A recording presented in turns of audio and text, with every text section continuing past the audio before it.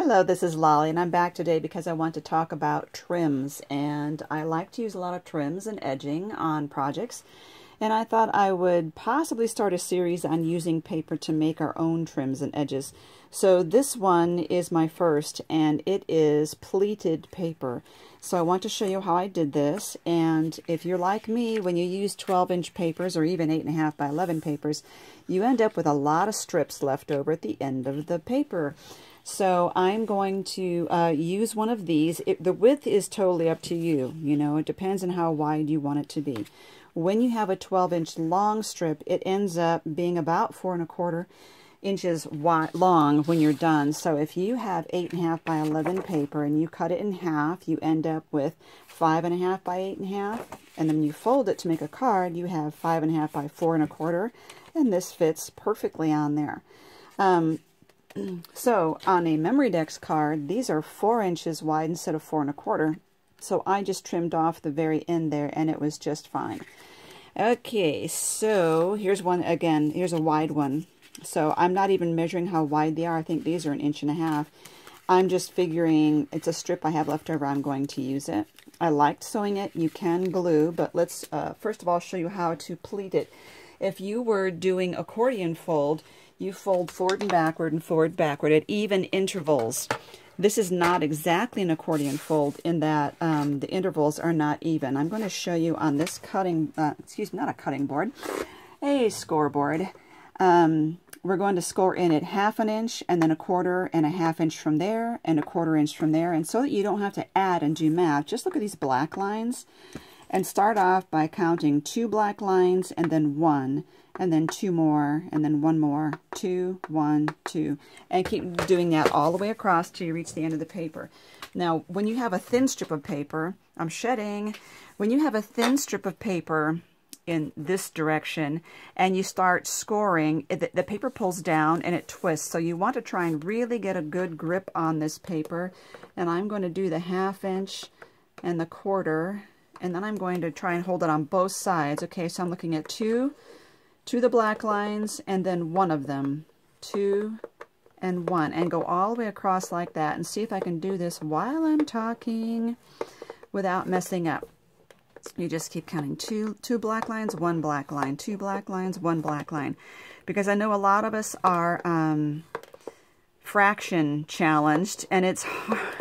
You can't add fractions very easily, so this way you're not really adding fractions, you're just counting black lines, and I think we can handle it.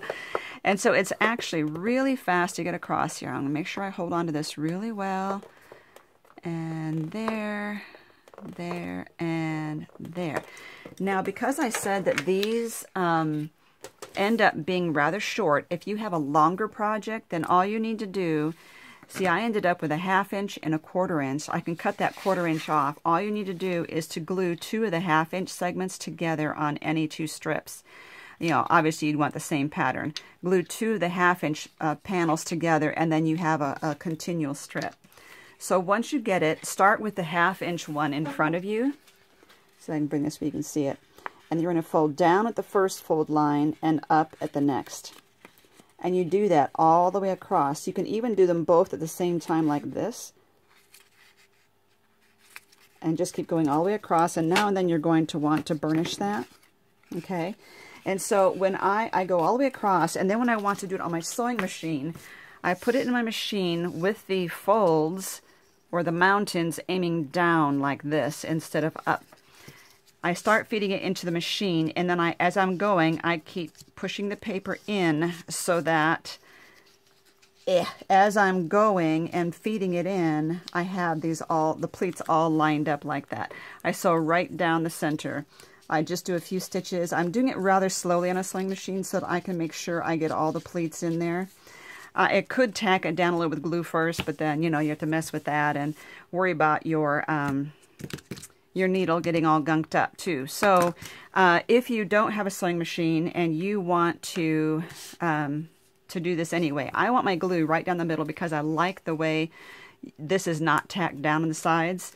The lighter weight the paper is, the easier the glue method is. I like a fine point. Again, I'm going to start with a 1/2 inch panel And pretend this is not folded. Let's go this way and do this one instead.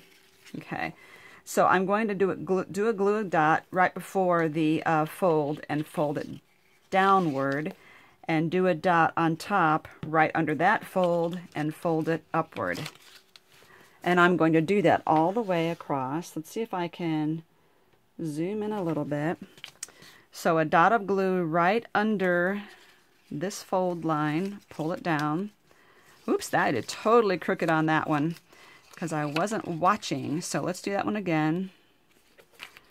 Get that on the fold. That's the problem with using cheaper or lighter weight paper, is that you end up, there we go, you end up not having good creases. Another dot and fold up. A dot and fold down. A dot and fold up.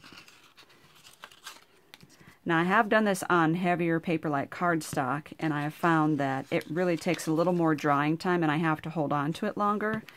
So it's lightweight paper, it's a lot faster. You want to get it as close to the fold line as you can. That way it's not squirting out.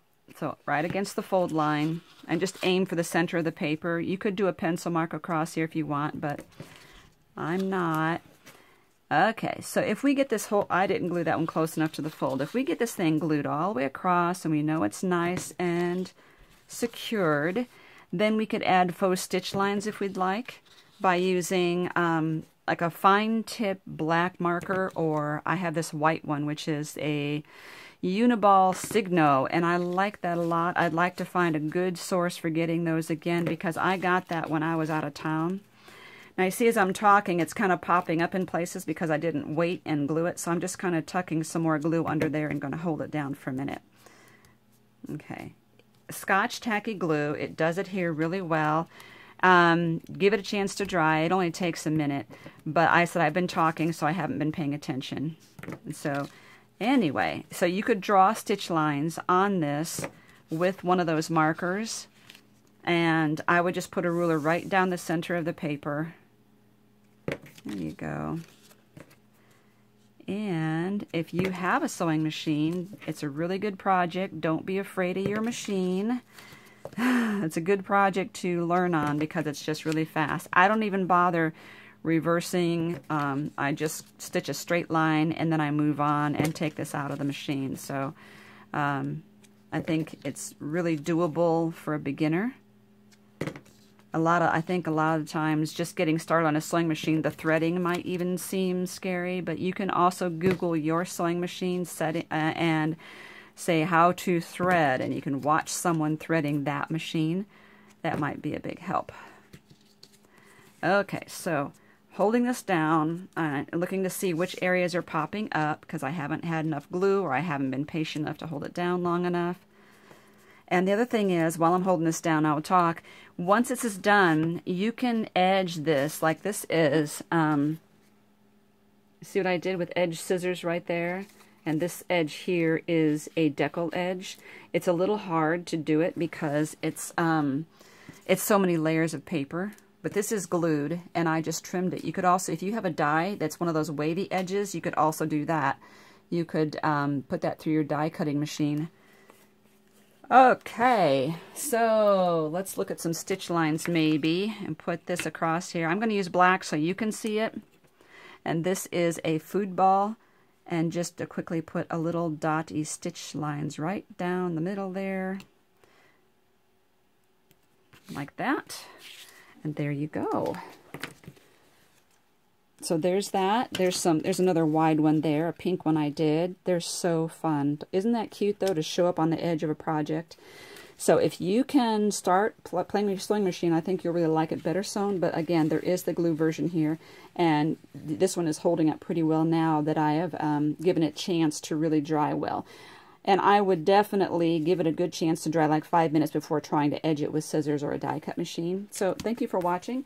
And like I said, I might be starting a whole series on doing paper borders and paper edging and trims, but this definitely is the first one. And we'll see where we go from here. Thank you for watching.